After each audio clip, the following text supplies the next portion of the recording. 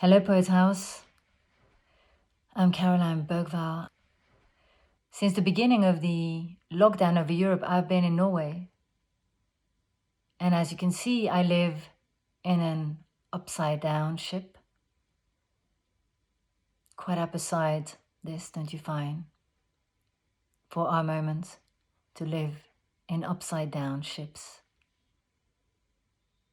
It's also quite interesting because I'm not far from where they are on Earth, one of the more beautiful examples of Viking ships from a large burial ground. A beautiful Viking ship from the 9th century, which is on permanent display at the Viking Ship Museum in Oslo, where I always make a point when I'm in the country to go and see the 3 ships that are there, of which the one that I'm describing. Of course, at the moment, that museum is closed. It is a mental ship, a ship of memories sailing over the skies. But I'm interested in it as a transhistoric matter that is coming through.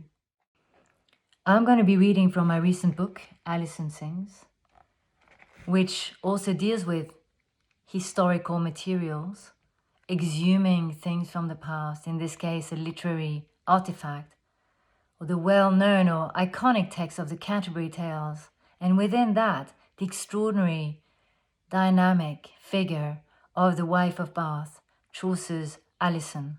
And I've been rethinking it, rewriting this figure as Alisoun Sings through this volume.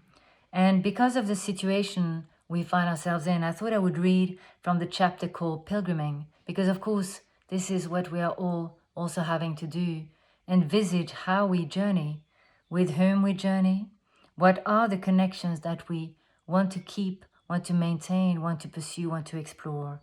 And here you'll see that this is also a text in tribute of the 1st of May. It is during the wilder months of summer, just about around April's poetic promise, when it is hotter than July, and the air's jasmine inflamed, after the harsh month of January, at the heart of winter's grief-stricken lands, long after the shifting, crashing plates of autumn's rains, and its whacking series of lunar tempests, that May's luscious suit of blooming calls, and folks long to go on pilgriming. Larger bandits of peoples take to the streets, in a sea of flags and banners, placards and slogans, blow trombones, shout megaphones, take boom-booms to the parks. Pilgrims be chained to gates, or downsail the commons, carrying an outrage of demanding. And peaceful wheelchaired, tipped over by police, in-sit befront Parliament, until all chairs be redressed. Bridges be occupied with rebellion, squares and streets be occupied with rebellion, stations and airports with rebellion, time and rush hour be occupied with rebellion. Battling has a rage that grows in the collective heart. Passions rekindle what were left unkind yesteryear. Walking with limbus and mindus, from cities to sites, occupieth all what can be, tent up squares, burn to build bridges, re-own the city, where armor must be. Let's celebrate, congregate, upbring the fever and collected energy, all the passionate, angered, urgent demands of our crowded, multifarious lives, as we relate to take on and manifest the great rethink. How to organize, how to salvage, how to soul search, how to take back the confiscations of the streets, of the lands, of the minds, of our physical health and inner outer mobilities. How to keep our libraries, squares, books open, public. How to make education matron. How to change literacy to meet our changing needs and numbers. How to retrain against fear, isolation, indolence.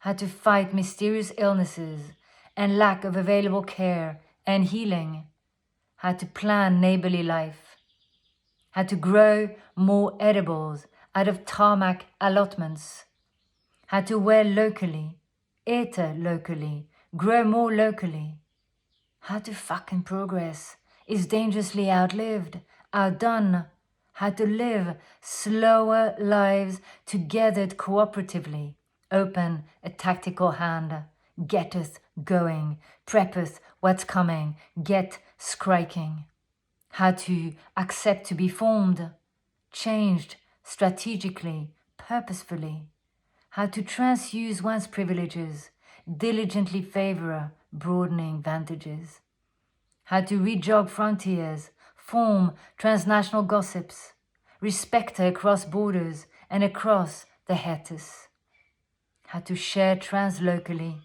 enjoy unfamiliar offerings, how to bypass official controllers when only prevent necessary involvement, and get us planning, activating, convincing, engineering, sustaining for one long fix with 1,000 solutions.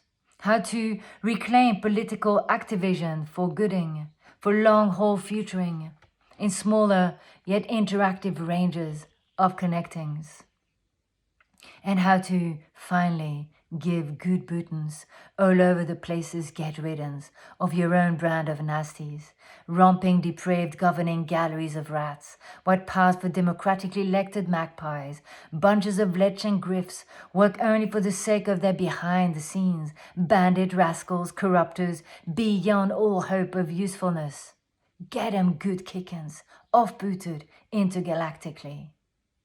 Too right, we've kept separate fronts for too long, separate ponds, separate beds, separate ways and battles of kinds, together not by kin, not by kind. All kings a drag anyhow, ignorance, nis bliss. Operatively, takes time, takes aspiration, sending love out nis simple matter. Naming kept me stumm until I stepped off, until I let the heart speak for me, with me, feeling the current rise as I do, and the light of intention. One by one, I peel the layers and give thanks. Ne fetish love, ne totemic love. I speak from the yoni in my Johnny. See, I'm gap-tossed I was, and that became me wheel. The winds whistle through my lips when I speech, and for telling things even I didn't know. I'm so pleased to have been invited to record this during our collective confinement.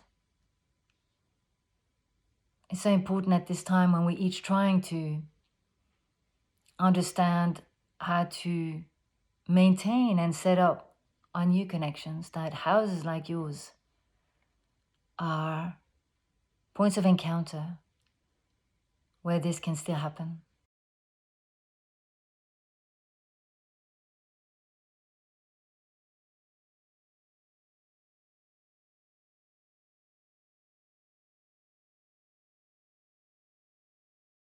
If you've enjoyed these programs, please consider giving a contribution to Poets House. For more than 30 years, they've kept the door wide open to everyone for the joy of poetry. Recently, they have temporarily had to shut the door and are reeling from the financial implications. Please give, even a small donation if you can. Thank you.